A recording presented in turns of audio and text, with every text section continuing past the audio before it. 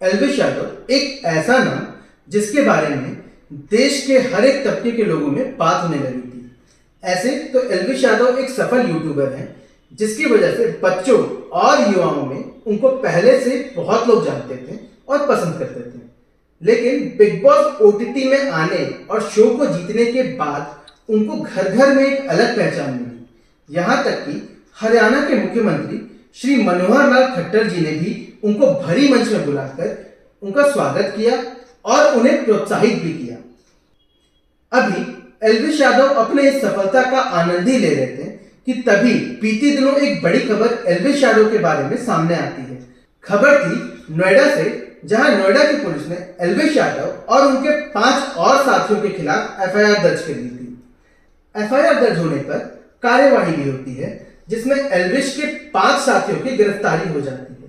अब जानते हैं कि मामला क्या था। नोएडा पुलिस के एफआईआर की माने तो एल्विश यादव के ऊपर आरोप लगते हैं कि वो रेप पार्टी करवाते थे जहां विदेशी मॉडल्स को भी बुलाया जाता था और बहुत प्रकार का नशा भी किया जाता था। उनमें से ही एक नशा था स्नेक बाइट का, यानी सांप से खुद को कटवा कर नशा करने का। आपको मालूम हो कि सांप को रखना या पालना वन अधिकार नियम के विरुद्ध है।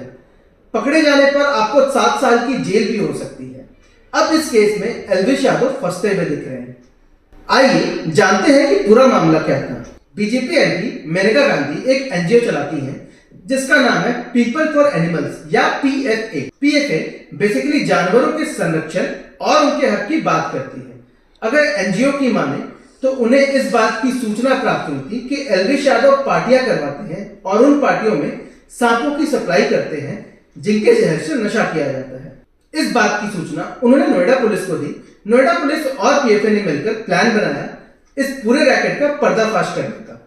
पीएफए का एक एक्टिविस्ट ने राहुल यादव नाम के एक शख्स को फोन मिलाया जहां उन्होंने एल्विश का नाम लेते हुए 11 सांपों की मांग की।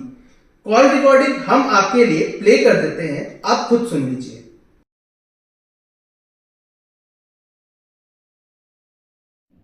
भाई साहब, ये जो सांप वगैरह बोल रहे हो ना, ये अलाउड नहीं है, गवर्नमेंट ने बैन कर रखे हैं। ठीक है, मतलब कैसे बैन? मतलब गवर्नमेंट ने सांप रखना है ना बैन कर रखे हैं। तो भैया मैं खरीद थोड़ी ना रहा हूँ। नहीं नहीं, ये क्या है ना, हम सपेरे हैं देखो। अच्छा, तो पहले क्या था, सांप बीन का खेल दिखा लिया करते थे, उसके बाद उन्होंने बैन करा दिए। तो अभी ये वाला ग्रुप बना रखा है हमने बीन पार्टी का। ज्यादा जैसे अब आपको रिक्वायरमेंट है ना, तो एक आध सांप अपने रिस्क पे ले आते हैं। अब जैसे आप 7 और 11 सांप की बोल रहे हो तो उसमें फिर ये मतलब आपको ही परमिशन वगैरह या फिर कोई रिस्क होगा तो वो आपको हैंडल करना पड़ेगा, क्योंकि क्या है ना, बहुत से लोग कंप्लेंट कर देते हैं। भैया रिस्क क्या होगा? पुलिस रिस्क ये होता है, सुनो, फॉरेस्ट डिपार्टमेंट होता है ना, जो फॉरेस्ट डिपार्टमेंट कौन सा? फॉरेस्ट डिपार्टमेंट होता है एक, जो जैसे ये भीख मांगते हैं लोग और फॉरेनर को परेशान करते हैं, तो सांप वगैरह रखते हैं ना, उनको सबको वो अरेस्ट कर लेते हैं। अच्छा अच्छा, तो उसकी वजह से ये सब हमने रखना बंद कर दिया। अब ये बीन पार्टी का ग्रुप हमने शादियों में, पार्टियों में ये मतलब ये कर रखा है। तो दिक्कत ये है कि 7 11 सांप आप जो बता रहे हो ना, करने को तो कर देंगे, लेकिन वो क्या है कि फिर आपके ऊपर आया, मतलब आपकी हेडिंग है। भैया हम देख लेंगे, कोई दिक्कत। हाँ, तो मतलब ये है कि हमें हमारे घर से आप अपने यहाँ तक और आपके वहां से वापस हमारे घर तक आपको आपकी वो होगी सिक्योरिटी मतलब कोई बात नहीं, आप वो वापसी में छुड़वा देंगे फिर, और क्या करें कैब में? नहीं, गाड़ी वगैरह तो चलो हम कर लेंगे उसका। अच्छा। आप मतलब कन्वेंस जो भी होगा वो दे देना, लेकिन आने जाने की उसके बीच दौरान कुछ हमें अगर कोई परेशान करता तो उसकी हेडिंग आपकी होगी। कोई बात नहीं, वो तो देख लेंगे यार। क्या है ना, क्योंकि मिलते नहीं। अब ये क्या है, मुझे राजस्थान या फिर इधर यूपी साइड जाना पड़ेगा सांप वगैरह लाने के लिए, और पार्टी हमारी ये दिल्ली की है। आप गाजियाबाद का कौन सी जगह से बोल रहे हो? लोनी। 7-8 आप जो सांप बता रहे हो, इनको 2 से 3 बंदे तो आपके फुटेज वगैरह होंगे। वो मुझे पता है आप किस टाइम का प्रोग्राम कराना चाह रहे हो। फोटो वगैरह लोगे। हाँ, फोटो और इनकी जानकारी वगैरह देनी पड़ेगी आपको। हाँ, अजगर होता है ना मोटे वाला सांप।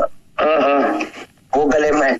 अजगर तो नहीं होगा फिलहाल, ब्लैक कोबरा, पद्मनाग, मतलब 2-3 वैरायटी आ जाएगी इसके अंदर। भैया आप ना वैसे ले आओ जो खतरनाक ना हो यार, कई लोग डर के भागे। ठीक है, तो भैया पैसे का कितने का होगा? तो उसके तो भाई उसका 7-8 जो आप बता रहे हो ना, 7-8 जा, वो 11 हो जाए, 9-11।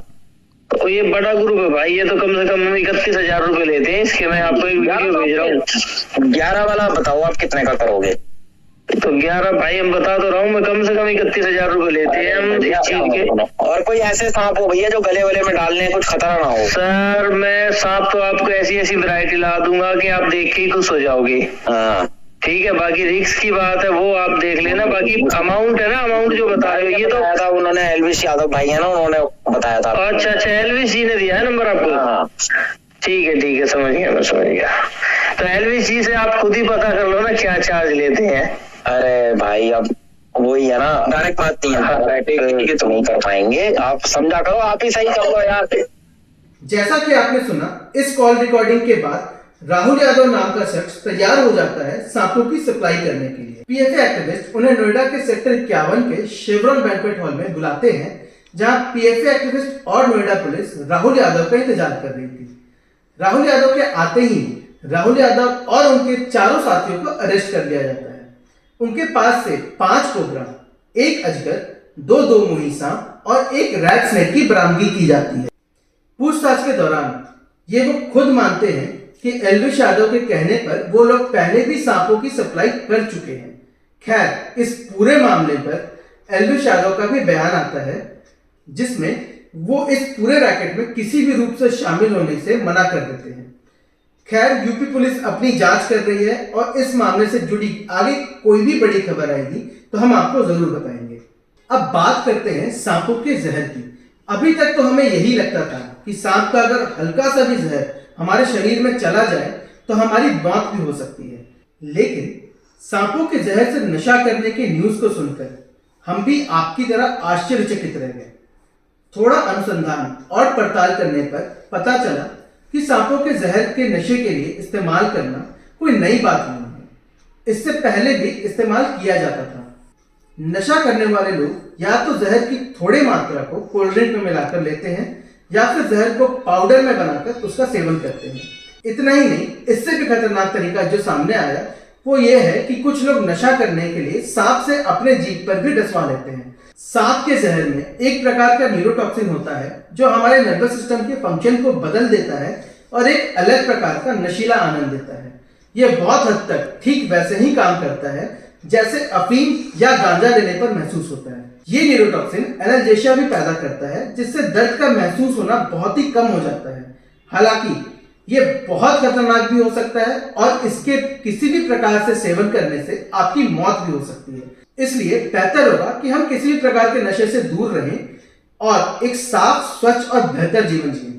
हालांकि सांप के जहर का उपयोग हमारे इतिहास में भी किया गया है। एक बार राजा धनानंद ने जब भरी सभा में चाणक्य का उपहास किया और उनका अपमान किया, तो चाणक्य भी प्रण लेते हैं कि वो राजा धनानंद और उनके वंश का विनाश कर देंगे।